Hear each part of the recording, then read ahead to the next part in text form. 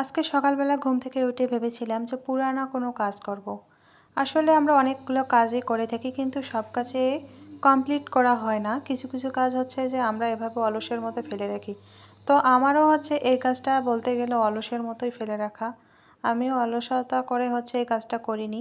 তো ভাবলাম যে আজকে এই কাজটা কমপ্লিট করে ফেলি, তাই কাপড়টাকে বের করে রেখেছিলাম। আর এই কাপড়টা অনেকটা সুন্দর, বলতে গেলে এতটাই স্মুথ, খুবই আরামদায়ক।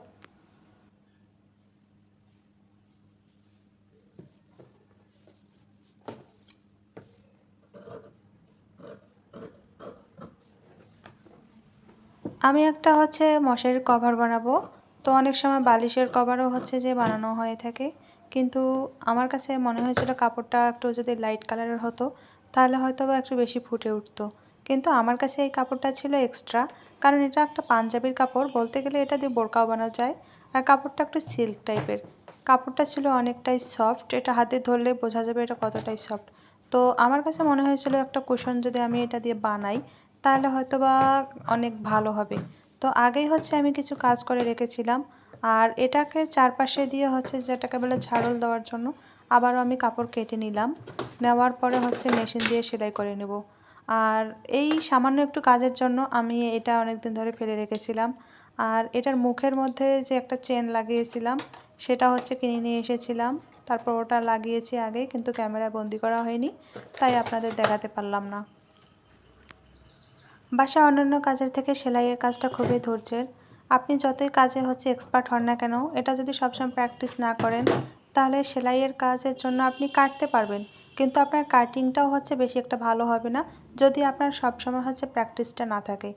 আর সেলাইয়ের মেশিন আপনি যতই পারেন না কেন, এটা আপনাকে হচ্ছে মাঝে মাঝে বসতে হবে, কাজের হচ্ছে সিস্টেমটা জানতে হবে, না হলে হচ্ছে কোনোভাবেই কাজ করা পসিবল না।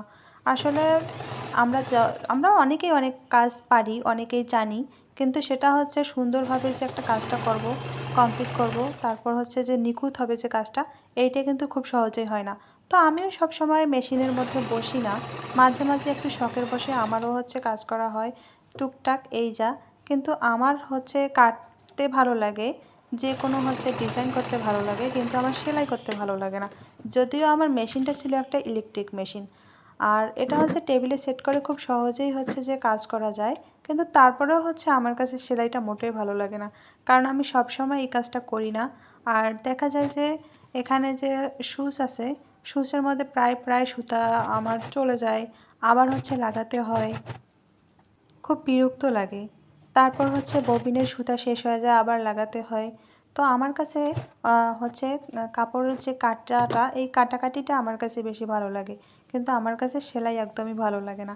কিন্তু তারপরেও কি, যদি সেলাই না করি তাহলে তো হচ্ছে কাজটা কমপ্লিট হয় না। এইভাবেই হচ্ছে কিছুদিন পড়েছিল। তো ভাবলাম আজকে ফ্রি টাইম, তাই হচ্ছে কাজটা কমপ্লিট করে নেই। তো আমার কাছে মনে হয়েছিল এটা মানে খুব একটা বেশি ভালো দেখাবে না, কিন্তু যখন আমি হচ্ছে যে কভারটা সম্পূর্ণ কমপ্লিট করলাম তখন আমার কাছে ভালোই মনে হয়েছে। আর এই যে বলতে গেলে ছোট ছোট কাপড় আমি হচ্ছে জয়েন দিয়ে দিয়ে বড় একটা কাপড় বানিয়ে তারপর হচ্ছে এই ঝাড়লটা হচ্ছে কমপ্লিট করেছি। আজকের ভিডিওটা দেখে আপনাদের কেমন লাগলো অবশ্যই কমেন্ট করে জানাবেন। আর আমার চ্যানেলটা অবশ্যই আপনারা সাবস্ক্রাইব করবেন। সেই সাথে আপনারা সবসময় ভালো থাকবেন, এই দোয়া। যারা আমার চ্যানেলটা এখনও সাবস্ক্রাইব করেন নাই অবশ্যই আমার চ্যানেলটা সাবস্ক্রাইব করবে, পাশে থাকবেন। তো আজকের মতো ভালো থাকবেন, বিদায়, আল্লাহ হাফেজ।